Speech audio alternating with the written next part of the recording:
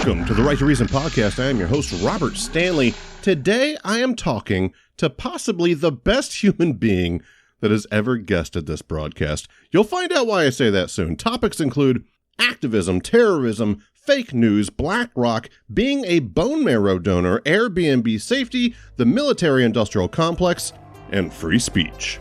This conversation with Prabhat Gautam is as refreshing as it is motivating. He makes me want to be a better person. I expect he'll have the same impact on you. It's the Right to Reason podcast. This episode of the Right to Reason podcast is brought to you by our patrons and contributors like me. We have all recognized the value of the unrestrained marketplace of ideas and have decided to make a difference. You can make a difference too. Contribute at patreon.com/right and learn more about your right to reason at therighttoreason.com. Your activism is appreciated.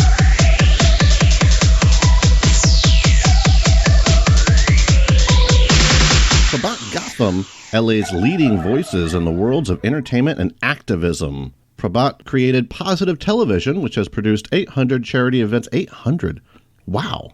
Events in LA in 21 years and has been a key connector that helped create or finance Game Changers, Forks Over Knives, that's clever, The Paw Project, that's P-A-W, The Paw Project, and the Animal Advocacy Museum. Prabhat led the efforts of the West Hollywood Fur Ban in 2012. In 2018, he helped produce the 50th anniversary memorial event for MLK Jr. after meeting with MLK III.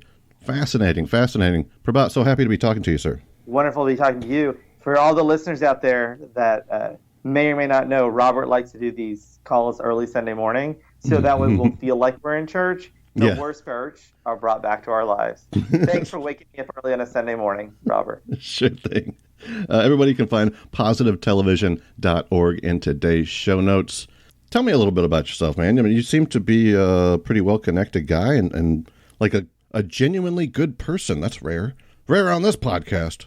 Well, I'm going to blame it on my Oklahoma roots, heritage, but, I was born and raised in Oklahoma and, attended the University of Oklahoma and, had a good life there. And I just felt like if, it's always my question, if you had $100 million tomorrow, what would your life look like? Mm-hmm. And it was, it started my human rights journey with Amnesty International in college. And I thought, how do I want to make a difference? And I thought it's putting together charity events. It's helping, hopefully get people excited about wanting to make a difference in the world. And that brought me to Los Angeles. And as I love to say, I wanted to pick the most narcissistic, self-absorbed city in the world, and I found it.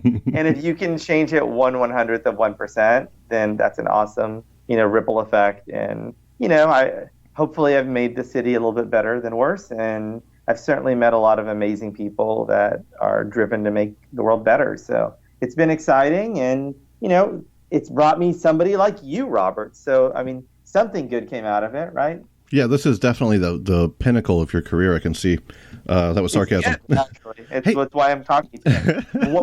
I hear once people talk to you, it's over, and it's not. I catch them on the way down. They've now been banned off everything else. Like you were cancel culture before it was cool. Yeah, I get everybody. I can get them on the way up, and I can get them on the way down. I can't get them when they're at the top. So I don't know. What that says. But hey, speaking of Oklahoma City, were you there during the bombing? I was. I was in college at wow. OU, and for people that have never visited Oklahoma or know about Oklahoma is sort of known for, oh my gosh, we have a major breaking story. Mm-hmm.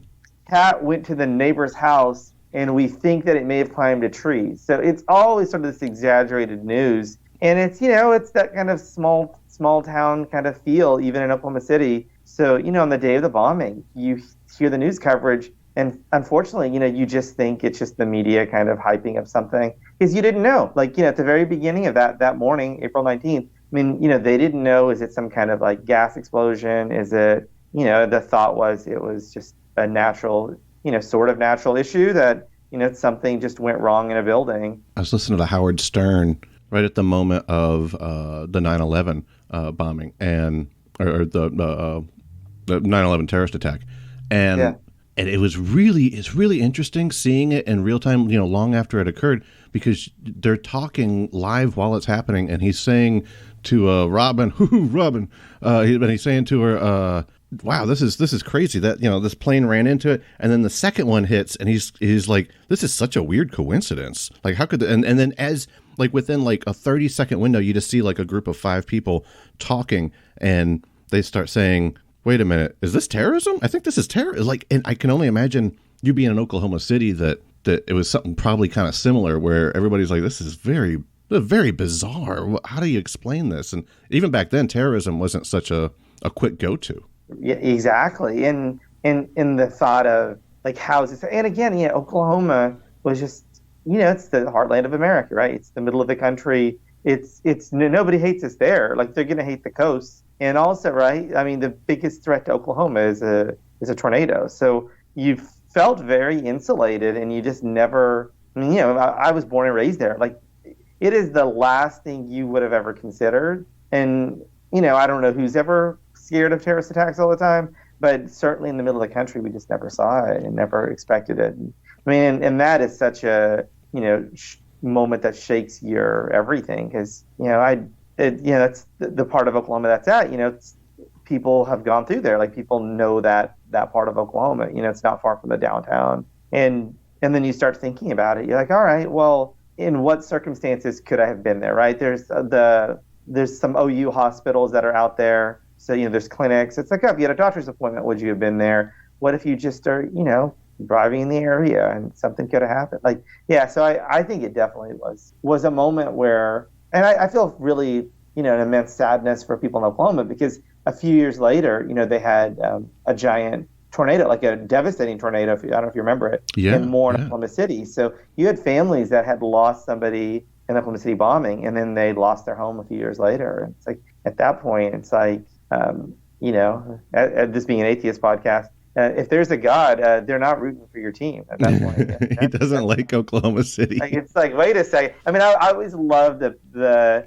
televangelists. It's like, God hates gay people. God hates these people. And I was like, those tornadoes and hurricanes are coming to your towns. Right. So maybe God hates the people that hate the gay people. Maybe that's actually what's happening here, folks. Well, that's... Like, maybe what you think is God's hating the gay people, but your false God actually is out there marching. Like, you guys might have missed something. It's funny you say that, because that's what I was at Bible college, and that's what the dean of students came over the intercom with at 9/11. Is he said, "This is God judging the sin of New York City," and like, it was just something that I thought, I'm seeing it on TV. I can see this will be a historical event. It's still not really affecting me, and then it dawns on me, my brother was supposed to be at the towers today. Like, right, I'm at that day, on the 11th, and I'm thinking, he's supposed to be there. And I start calling, nobody's answering. And for a second, I'll avoid the linger longer radio trick, but, just say he's okay. He was fine. He wasn't there just by happenstance and fortunate coincidence. But for that short amount of time, I started thinking, did I just lose a family member to the terrorist attack? It made it real for me. It made it really real. Yeah. And what's crazy, so, my sisters went to law school out of New York and lived there for a really long time. And I went to visit her in New York, and I was supposed to fly back on the 11th from New York to Los Angeles. So, I mean, and as people say to me, like, please let us know what your itinerary is so we will not travel with you. You somehow keep finding disaster. You were supposed to be on a plane on 9/11 in New York. From New York to Los Angeles. So yeah, and none of those 4 planes that day were left from New York. So it's, everyone's always like, you could have been on the plane. I was like, yeah, no, they were New Jersey, DC planes, that Boston, that were the planes that all crashed that day. So so being on a plane in New York, I mean, not that we know of, I mean, who knows, right? When I've read into it and researched it, I mean, there's one theory that there was supposed to be 10 or 11 planes that day that were going to all crash. I mean, that is a whole layer of, and again, for me, growing up in Oklahoma, going through that, and then being in New York, I mean, I 100% was like, this is what happens, sadly, whenever you have countries that are destroying each other, you're going to upset people from one side, they're going to do something their way, then we have to do something back. Like, it's this constant back and forth. And I was like, well, these are obviously some outraged people from the Middle East. And the more and more I research it, I have very serious doubts. Like, I don't know how much I know you had a 9/11 truther on before. Yeah. But when you dive into it, there's some crazy financial anomalies. People bought, there's all these stock tricks where if you believe a stock will go down, and the University of Chicago professor said there's an exorbitant amount of stock in United and American Airlines the week before, and where people were gonna, they're gonna sell it a few weeks later, and with the understanding that the price would go down. So, I'm not a stock junkie, but that whole world of shorting stock and all that stuff. So for people that really deep dive into it, it is fascinating because it's spooky. Some of the people that were the hijackers are alive. Like they're alive. They're like, it wasn't me. And they've done press conferences, and then we're like, oh yeah, they're Middle Eastern. They all look the same. They all have the same names. And then some of those guys like, no, that's my photo. I'm alive. It wasn't me. And I just think, all right, I just think, sadly, that I think that's American media in a nutshell. Like there's all this, oh, we got to go find the truth. We got to find the truth the day of, and the next day they go to, well, we got to go to war. Let's really find the truth. Like, why did people make a ton of money? Donald Rumsfeld did a press conference September 10th that talked about, $2 trillion missing from the Pentagon, and the place that got hit at the Pentagon is the finance office where 24 of the 28 accountants got killed. Like, that's random, I'm sure, and just coincidental. Like, I just think at this point, like my sort of life philosophy and religious philosophy and everything happens for a reason. And the reason is money. Like, if somebody gets killed, it wasn't their time. It wasn't that God wanted them dead. It's that their cousin did something to the wrong person, or they spoke truth to power and they had to be silenced. Like, that's the reason. And I think that happens way more than we want to recognize it. There's whatever happened Robert. to I'm basically saying this because Robert's going to be. This is his last show, folks. Somebody's going to take him out. I mean, just for this. The one that freaks all me the out. religions, but now they're coming together to take him out. Yeah, there's no religion as powerful as just the dollar. But the Pentagon one really seems like a missile, and I'm not saying that that's what I think it was, but if I lean toward any 9/11 conspiracy stuff, it's not like I'm like, oh, Bush did 9/11. I don't go that far at all. But the Pentagon missile one, or the plane that was supposed to hit the Pentagon, yeah. And I see, people say, well, it did. Okay, there's a hole there. I don't know. It doesn't. Here's my thing. The evidence of the plane hitting the Pentagon and the evidence of the plane hitting the towers looks very different, right? Because on one end, they say, look, that looks like a huge explosion. Why didn't that plane just get incinerated when it hit those towers? And you say, oh, well, that's a lot of fuel, man. And then you say, well, okay, well, let's apply that to the Pentagon. And that same person will go, well, that plane, I mean, it's going so fast, it's just going to get incinerated when it hits that wall. So it's like, it's not that I ever think that the government wouldn't do a conspiracy. I think they're doing them all the time, not on that level, but it's just whether or not they could. And could they shoot a plane with a missile that is trying to fly into the Pentagon? Yeah. Would they? Oh, definitely. I mean, at that point, it's almost your responsibility to down the plane.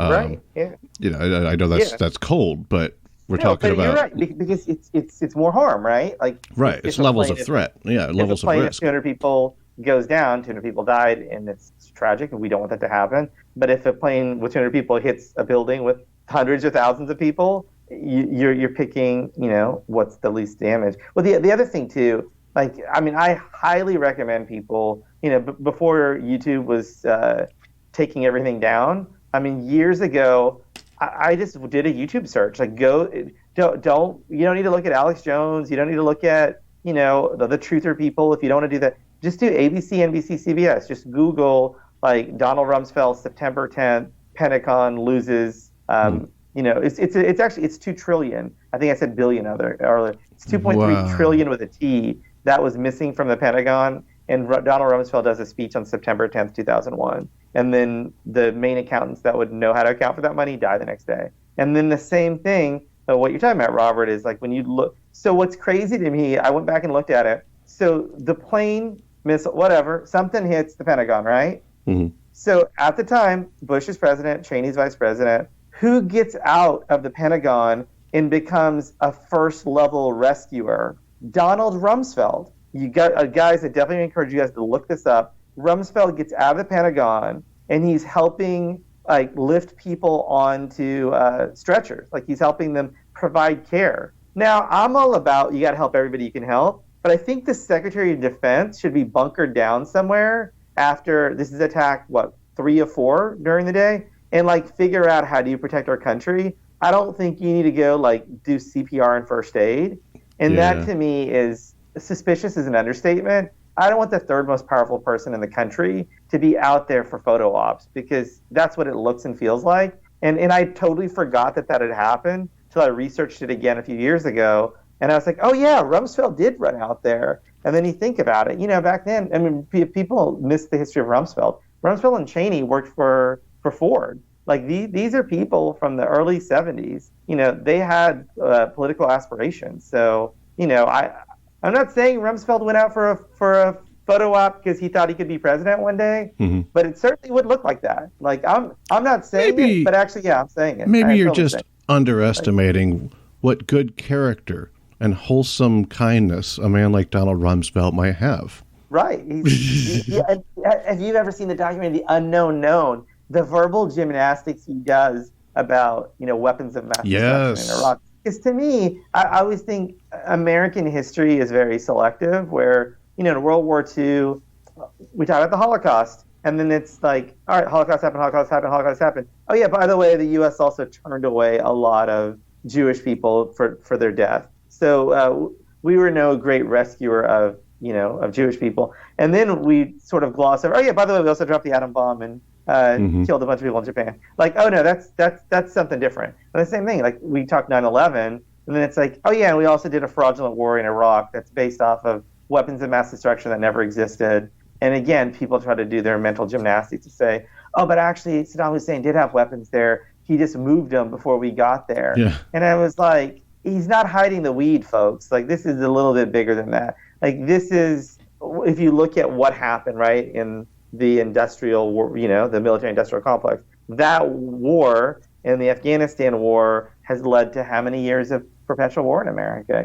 20 years. And I mean, and I'm on the left as I think you are, as I pick up that you are. I always like to say there's 2 things that I got to applaud Trump for. Number 1, he's out. I applaud him for not being there.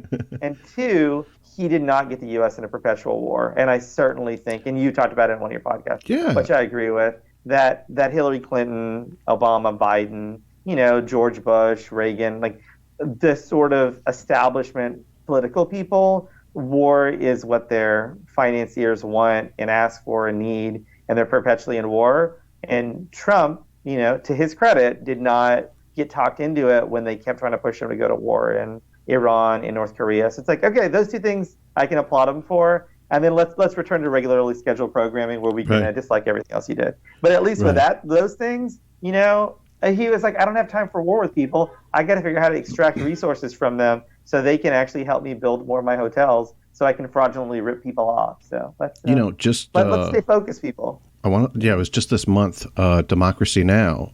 Journalism of just pure integrity and honesty for as long as ever since I heard of them. And after the Trump administration and now with the Biden administration, it's they're gone, dude. Everything that I thought they believed in, they got that Trump derangement syndrome thing. Now they just put out an article just this month that says, we're going to hit Biden hard. We're not going to be those the typical MSNBC kind of production company here. We're really going to hit him. And they bring up all his past pro-war legislation, and they say nothing about what he's doing right fucking now. They just totally leave that out because you're not allowed to. You're not allowed to condemn Biden or Kamala for anything right now. And wherever your political place is, you should at least be able to say keeping money from medical services and food services and sanctioning countries like Syria or Venezuela. That's not hurting the government. That's hurting the people. And they don't reference that at all. And I worry, where's journalism going to go if we even lose Democracy Now!, which used to be That was their whole platform, was anti-war. Right. And what I think happens, right, is people start to see, right, it's who butters your bread, right? They see that, so. okay, well, there's, and this is the thing that really, I'm socialist. Like Bernie's not left enough for me. So I'm so far on the left that I'm friends with people on the far right. Like, it's funny how that ends up happening. Yeah. But when you see people, it's like, we have to really hold these people account like that. I met Obama in 2010, like really? When he was president. And, what's he like? He was a nice guy. We didn't have lunch. It wasn't a lot. We talked for 2 minutes at a fundraiser. That's by the way, if people want to know how to meet politicians in power, you got to write a check. That's the way that works. So I met him at a fundraiser, and that was a fundraiser where there was a woman they protested his treatment of at the time Bradley Manning, pre-Chelsea Bradley Manning, and how this person was in solitary confinement. I said, yeah, you guys can argue whether or not a person has the right to reveal, confidential stuff that's military, even though the military is killing civilians. You could argue that there are some things that are too sacred that shouldn't be released. I don't agree with that, but people can argue that. But then that person should be tried, not just locked in solitary confinement. But I remember, Obama being in power, and we were so bothered by drone strikes by Bush. Obama had more drone strikes than Bush. And for those of us who believe in what we really think is, people going to trial and as flawed as the court system is, at least have them have their day in court instead of this just unilateral execution of people through drones. We should criticize Obama. And of course, I was a million times happier that Obama won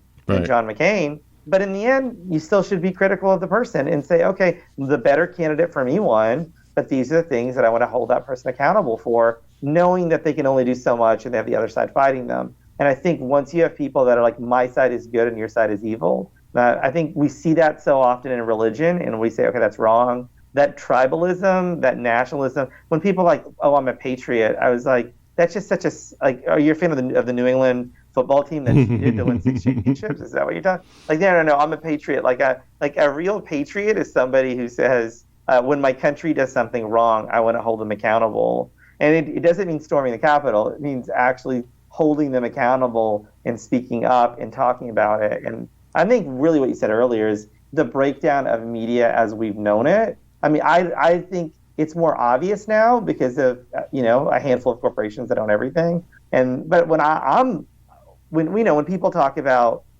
how Trump won the election and this happened and Hillary, I'm bothered with things like Facebook and YouTube. Like, I don't think they should be doing editorial stuff unless somebody outright is saying that they're going to kill somebody. I was one of the loudest voices when they started deplatforming Alex Jones. I said, this guy has every right to speak what he believes. And if what he believes is wrong, then don't listen, don't watch, or create content that says you disagree with this guy. And because the reality is, when you learn and research people, I totally thought I disagree with Pat Buchanan on everything. So I started researching him. Pat Buchanan was one of the small handful of voices against the Iraq War. And he's a Catholic, Christian conservative. If I met Pat Buchanan, he's probably charming. I'd probably like him, and we probably only agree on 3% politically. Mm-hmm. But he has every right to have his voice. And once we start taking people's voices away, I think we're in a really, really dangerous place. I mean, when I've listened to your podcast, what I love is you're talking to people that you have different viewpoints from, and you're giving them a platform. And somebody would say, well, Robert, aren't you giving that pastor a platform where, unbeknownst to you, you're converting people over? And if that's what happens, that's what happens. But what's probably happening is you're helping educate their listeners on your different perspective. And in the end, if we're just more educated about everything, aren't we a better society? And isn't our goal to have a more informed world rather than an uninformed world where only 4 people get to vote? Like, what are we trying to create? I saw some pushback on platforming a Nazi, and I understand that one. I did it anyway.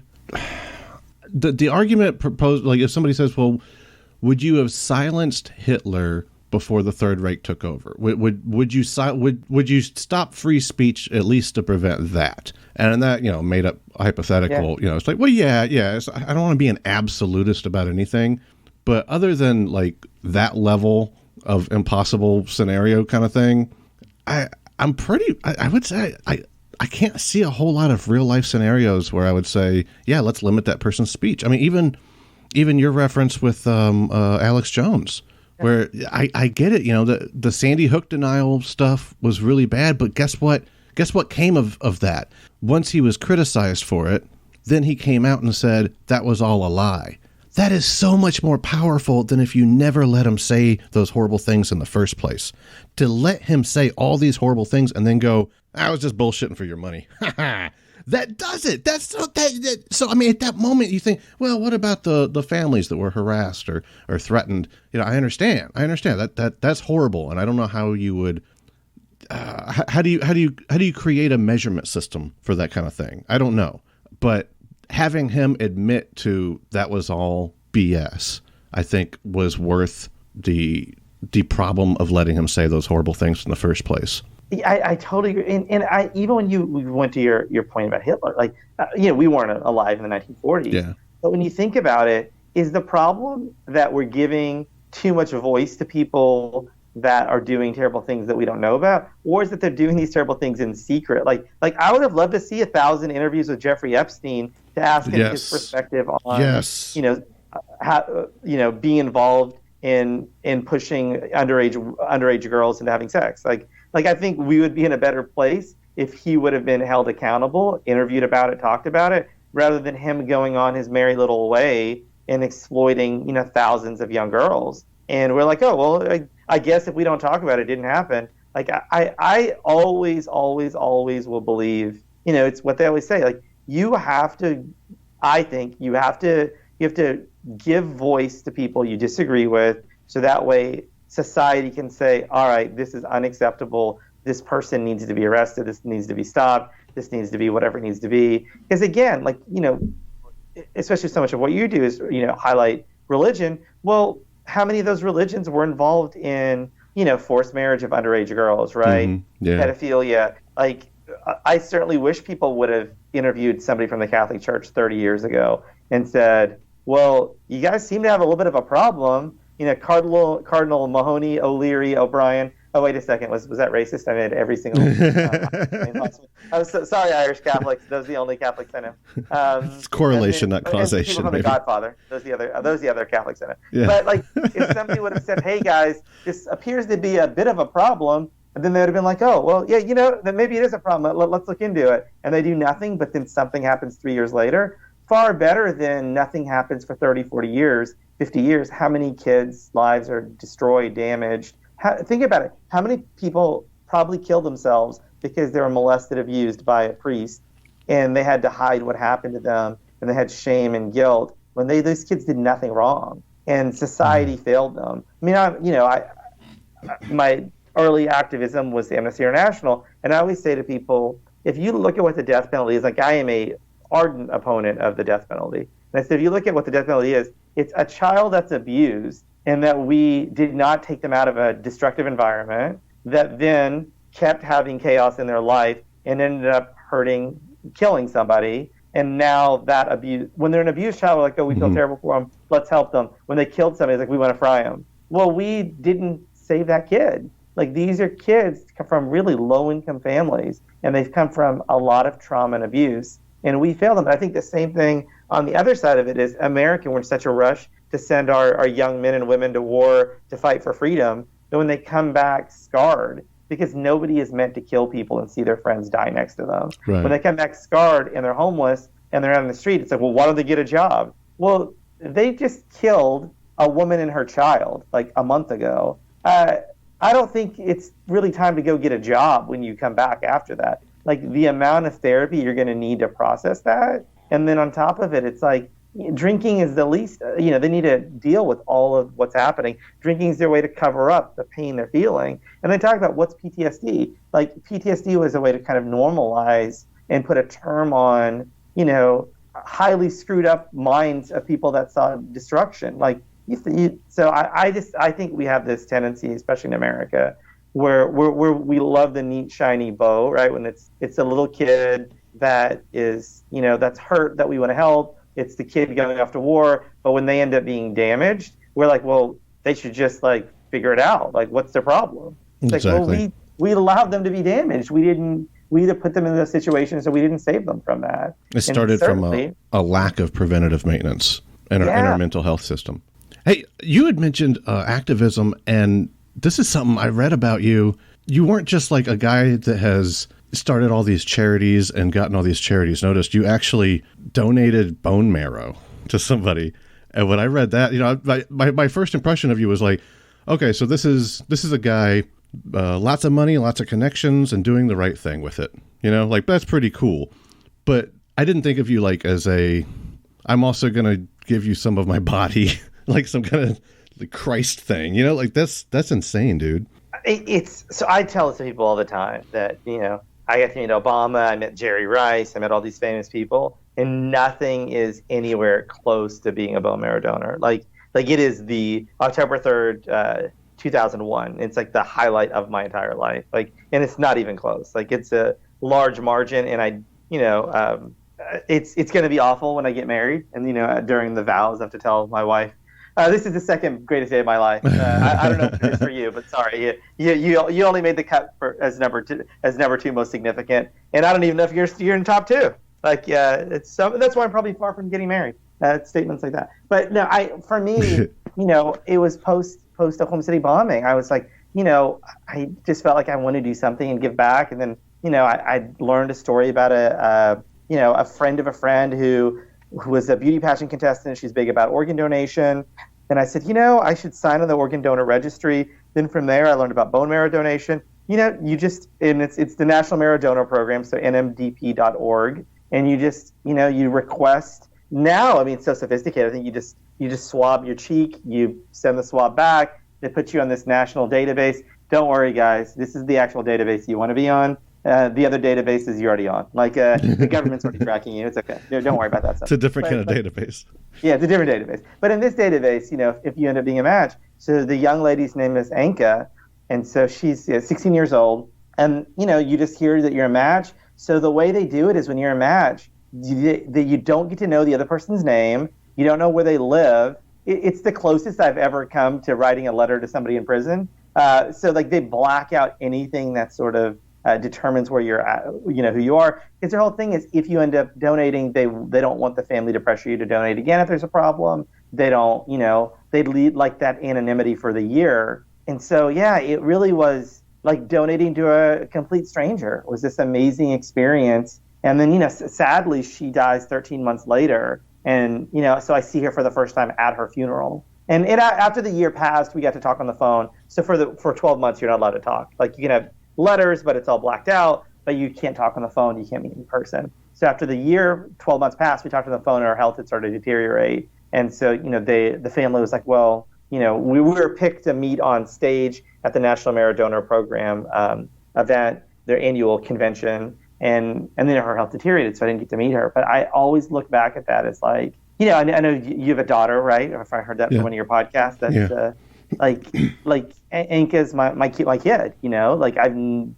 I always say, I love all the work I get to do, and there's a foster program I'm involved with. There's a bunch of children's charities, animal charities, and it's like I have all these children that I get to see, and I have students at UCLA that I get to mentor. I get to see them. I get to see them kind of grow up. I just got to go to one of my mentee students' weddings a few weeks ago. But I never wanted my own kids because I felt like I want to have this free life to do a million projects that I've been lucky to get to do. So Anka really was like my child. Wow. I looked at it that way. How old was she? To be gone. She was 17 when she passed in end of October 2002.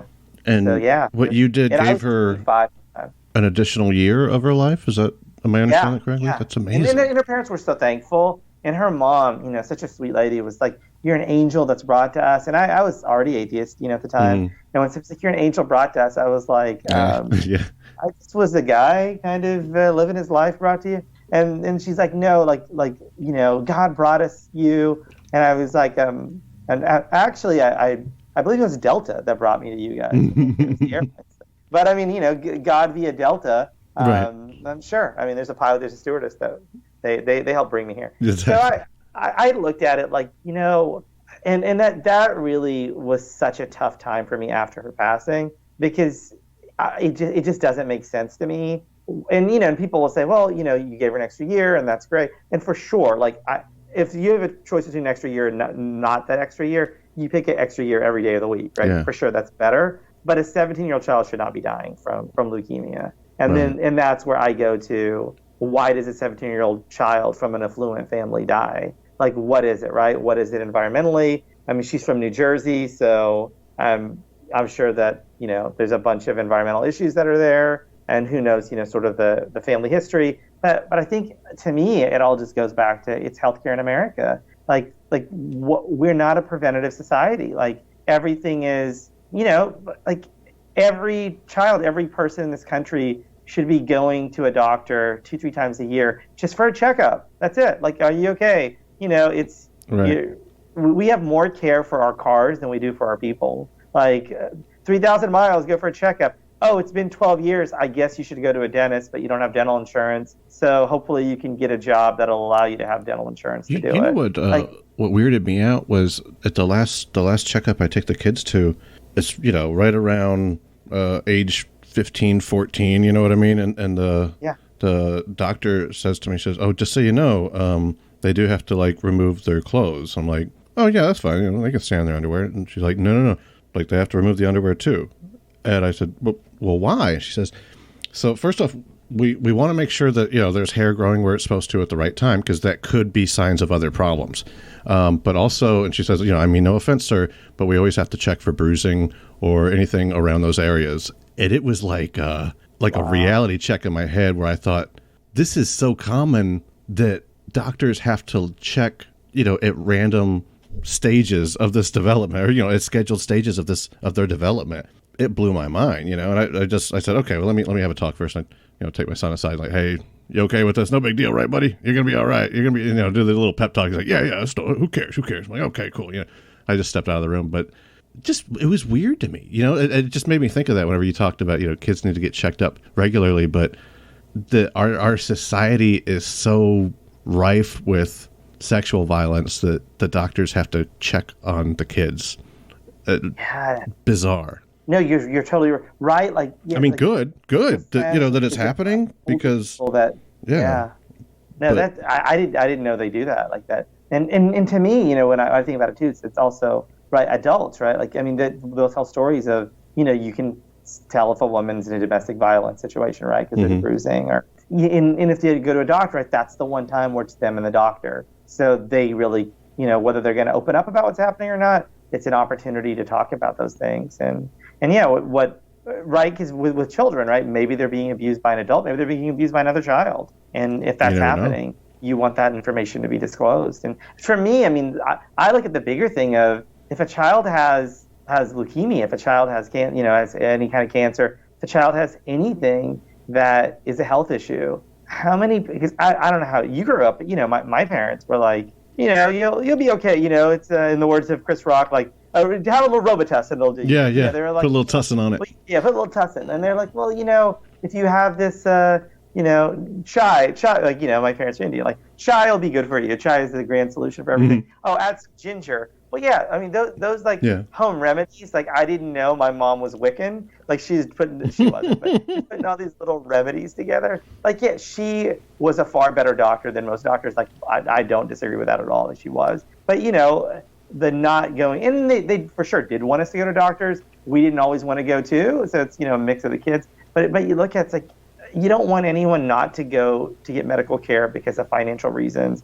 And that's why I just think, universal health care should just be like I always say, even if I choose not to go to a doctor, that's my choice as an adult. But financially, every person should have that ability to go do it. Yeah. So just and get the wealthy checked. do. And if you're really, really, really poor, then you do. But it's really everyone else in the middle that has to make those tough choices of, like, okay, what is my insurance policy cover? What is it not? What can I pay for? And, do we do the maintenance? So, yeah, but back to, being the bone marrow donor, I definitely recommend everyone signing up, and you having children. I mean, hopefully this never ever happens to you. Of course. The idea, if they were to have something, you would just want to go save them. And the young lady's name's Anka. Anka's mom said, we saw bone marrow drives all the time, and we thought, oh, well, we hope somebody helps that child. And, the parents, they're a great family. And she said, we just walked by. We didn't sign up. We didn't think about it. But when it was our daughter, they were going to go to India and sign up every person they could find. If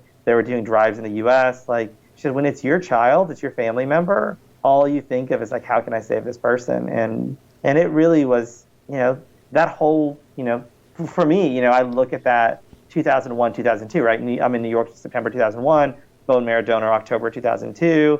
I was super involved with Make-A-Wish Foundation, and one of the kids, Rachel, she passed away from cancer. So it's just a lot of like big things happening within a 2-year time period. And, as an early 20-something kid working at .coms, 2000, 2001 was, was the crazy kind of 99 to 2001 was the crazy .com boom. So you see all that and you just realize everybody's distracted by nonsense. Like, everyone wants fame and wealth, and really what they really want deep down is people that care about them and to live in societies where we actually know each other's names. Like, we all want Cheers. We all want to go somewhere where everyone knows your name, and they're glad you came. So. Well said. I love that show. You're in California now, right? You did a lot in New York. Los Angeles, yeah. I was reading this article that said Airbnbs are illegal in California, but apparently because they're super unsafe, but people just do it anyway. And I thought, that's just freaking crazy. I was scanning over different articles on this, and there's apparently like murders, rapes, all sorts of stuff attached to these things. I had no idea. You're exactly like me, where I had no idea what happened to Airbnb. So 2 years ago, I stayed at an Airbnb. So, I was launching a new event space. So we were doing this media center. And so I stayed in this Airbnb, and I go in there, and I was, my friend said, I think I smell gas. I'm like, no, I don't. So, reach out to the owner. So I don't stay there that night. She's like, oh yeah, maybe it's an old stove. There's a gas leak. Then I end up staying there, and then, my friend comes back. She's like, I really think I smell gas again. Mm-hmm. So, notify the owner. My friend who's a firefighter comes by. The carbon monoxide detector just goes nuts. It's just going off. So I'd stayed 18 days at a place with a gas leak. Oh my God. And I was like, this is so crazy. And then, I reached out to Airbnb. It's like, you guys got to fix this stuff. You got to and so that took me on a mission. It's like, we don't look for projects. Projects find us. So after looking at that, I ended up meeting this guy, Eric. His parents are November 2018, so 13 months before I stayed at the Airbnb, go to Mexico. They go to sleep. They never wake up because the Airbnb they stayed at, there was a gas leak and they died. And I thought 13 months later, the same thing could happen to me. And so, there's a group of us that are really trying to push Airbnb now to up their safety. I mean, there's a lot of issues with these rentals where they don't have smoke detectors, they don't have carbon monoxide. So if you do the premium Airbnb, everything's included. But for those of us commoners, it's viewed as an amenity to have a carbon monoxide detector. And I said, when is it an amenity when it's a basic requirement if you're renting an apartment? Exactly. So it really is kind of taking me on this journey where, again, I think if I met the founders of Airbnb, I'd really like them. I've seen interviews with them. They seem like good people. And, their vision, they were art students. Their whole vision was, hey, these hotels are charging a crazy amount of money. The original Airbnb was air, the air was air mattress. So the idea was you'd stay at an air mattress in somebody's living room for, $20. Oh, that's funny. I always thought it had to do with you fly. No. It's always, I don't know why I did that in my head. Air mattress, bed, breakfast. That was the original I'm such an idiot. model. and what they would do is the owners would go and they would photograph the rental location personally as things got rented out. And now that, this many years later, they're a giant, I think over $50 billion company. There's a giant mega company. So their sort of model is, we expect our renters to self-regulate. And, I love my libertarian friends, but self-regulation is code for we're basically removing all responsibility. And if there's a problem, we're going to say that there's a violation of terms of use. And it's like, come on, people. How many Uber drivers assaulted female passengers? And you got a responsibility. If you're a company, at the beginning, you could say, okay, it's not our fault, it's not our fault, it's not our fault. But if it keeps happening, it's your fault. You guys gotta come up with some sort of. Yeah. So there's an Airbnb where people have been kidnapped. There's people have been trafficked.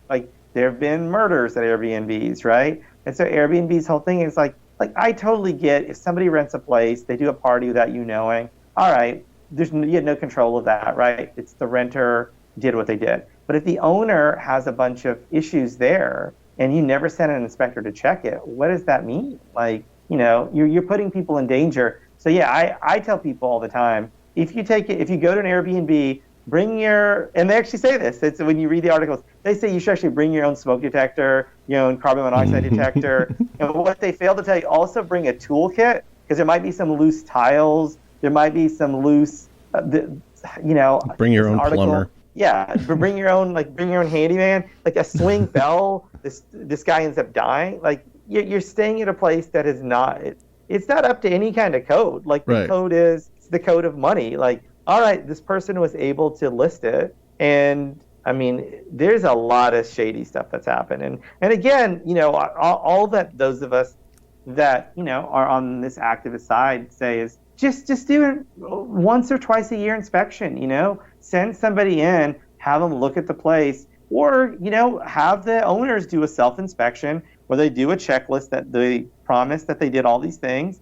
And then if they're in violation, they're in violation. But today it's like there's no checklist. There's no when you check out, it's like how do you rate the host? It's never was there any issue that needed to be fixed? This is a project you're working on right now? It is, and because what I thought is after my experience, my nature is write a letter to the company. You hope they fix it, and they're not in any rush to fix anything. It really got to we're sorry for your inconvenience. Now their policy is if you have a problem at Airbnb, you need to tell us in the first 24 hours, or it's not our problem. Oof. They've actually gone even further to remove liability, which I think is it's interesting. That kind of so a lot of us that are kind of in the activist world have a lot of people that were concerned about Uber and their treatment of people have sort of taken on Airbnb as the next thing and said, okay, let's with Uber, Uber they were not willing to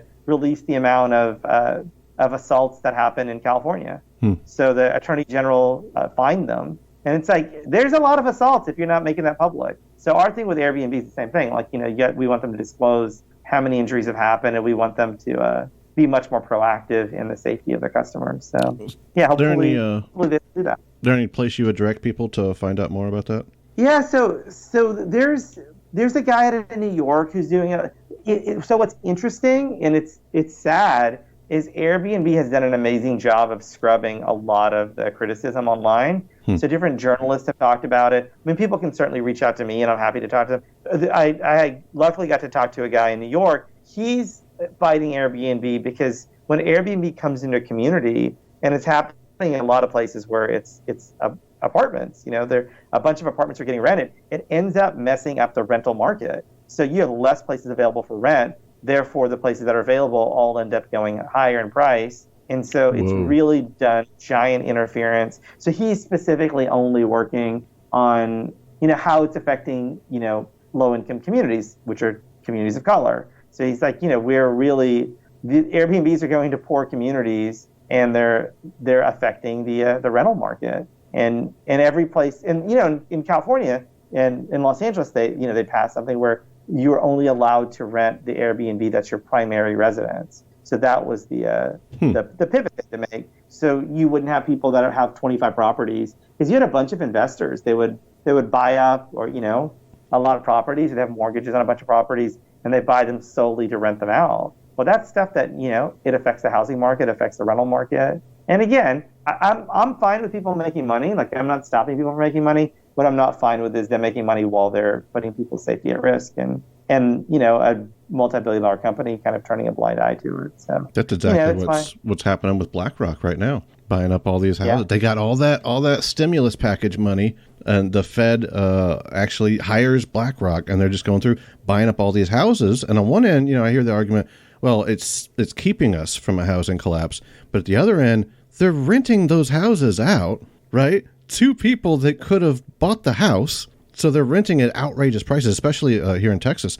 Outrageous prices that there's just not, availability to buy a house unless you want to spend 1.2, $1.3 million for a 4.3, or something like that. But they start renting them all out, and now they're taking our tax money, right? Or at least our debt, however you want to look at that, modern monetary theory concept. But but they're taking that money and then using it to profit off of while claiming they're saving us from a collapse. It's really spooky. It's very similar to the Airbnb thing you're talking about. Yeah, I mean, I think once people start looking at, like, they always say, like, follow the money, right? I have this thing where, when people talk about kind of fate, destiny, and everything, they said if your 5 closest friends are involved in drive-by shootings, your chance of being shot in a drive-by is much higher than me, who's out doing charity work, you who has your family and doing podcasts. Like, right. It's basic statistics. It's the same thing. Like, if people are really, there's war profiteers, there's poverty profiteers. Like, they're basically taking advantage of crises to make a ton of money. Like, in every other society, we'd be like, oh, these are price gouging, terrible people that should be, like, taken to court and arrested. In America, we applaud as, oh, they're just capitalists. That's all they're doing. Yeah. It's modern capitalism. It's like, yeah, but when it's capitalism that's subsidized by the federal government, then that's when you start having problems. And then it's also when it's not regulated by the government, because that's the other thing that you end up seeing happening so often, of, like, when there's no accountability. And I mean, I always thought, when you saw, right, the sort of the war system, right, you go in, you blow up a country, then you send in the contractors to go rebuild the country, then you realize, oh yeah, no, we still kind of hate that leader, we need to go back and blow them up again. But don't worry, we have the infrastructure people that'll come back and rebuild it. It's like, well, this is a perpetual game where people will keep profiting, and who gets hurt? The local people. Like I saw a documentary recently, 620,000 tons of bombs were dropped during the Vietnam War. And so this military guy said, well, we blew up this small bridge 3 times. And he said, we asked, like, can we blow up the big bridge over there? How about the big road? They're like, no, don't mess with that. So they're just perpetually destroying this thing. So you destroy it, rebuilds, you destroy it, rebuilds. And it's like 620,000 tons of bombs are dropped. That's a lot of money that somebody made. And then when I learned that, I thought, well, who's incentivized to wrap that war up quick? Certainly not the people that were making money off of it. I mean, these poor kids are going to die. And that's now what I look at it as, right? It's poor kids in America that are going and fighting wars with poor people in other countries to make rich people richer. And the wealthy people in the military are, they're usually high-level military people, right? Like, John McCain was a pilot. And obviously his plane got shot down and he was a prisoner of war. Like, I understand. But John McCain was a pilot. He was not a soldier on the ground that's, like, in combat. His possibility of death is way less than the person who's, going door to door in Fallujah. Obviously those are, for the listeners out there, I know Fallujah's not in Vietnam. I know, or Korea. I know I'm mixing my wars. I know, but the point being, he's not on the ground. Right. I think it's always follow the money. Always follow the money, and then when you stop following the money, you realize it's still the money, and it is almost all. And I think it's the predominant religion. And when we think about it, right, why did the Catholic Church hide all the sexual abuse scandals? Because of the money. Because they would have to pay out, right? And they also knew that scandal is going to cost them, people from coming into their I was going to say churches. You were raised Catholic, right? Were you? I was independent Baptist, so a Protestant. Oh, yeah. But I'm with you 100%. It was all a money game, and it's a power play. And I think that's a fantastic point to end on. Prabhat Gautam actually utilizing money for good stuff. All these charities you're doing, I really appreciate it. If you want to learn more about Prabhat here, go to positivetelevision.org, link in the show notes. You might just be the best human I've had on the podcast, man. Robert, you're a great human. You've raised good children. At least that's all I did, though. I made a kid. Whatever. And the thing is, what you're doing with your podcast, I mean, it's really you're giving people from varying views a platform, and the beauty of that is when good people come together and talk about things, it's going to make the world better. And the one my Prabhat challenge to all the pastors and priests and everybody else out there is while you're building up your congregations, do more public good. Because if you guys do that, then we're happy to have you, as our neighbors and out there. And if you're not doing that, stop trying to get us to sign up to your religion. Because if there is no good component to it, we don't need to read more books. We actually need to see good played out in real life. Well said. The Prabhat Challenge. Thank you so much, man. Have a great day. Thank you, Robert. Take care now. Thank you to Prabhat Gautam. Thank you to Dave Blair at DaveBlairMusic.com. Thank you to Feedspout.com for promoting the Right to Reason to the top 10 atheist podcasts. Thank you to our patrons: Jason Parker, Freethinker 215, Alan Marks, Philip Spawn, Bernard Lamberell, Enema Man, Larry Wilson, and our top supporter, Rob Montgomery. You can support this broadcast at patreon.com/right and learn more at therighttoreason.com. Next week, we're talking about the benefits and debating the detriments of communism with Commie John from realprogressives.org. Between now and then, remember that you have the right to reason.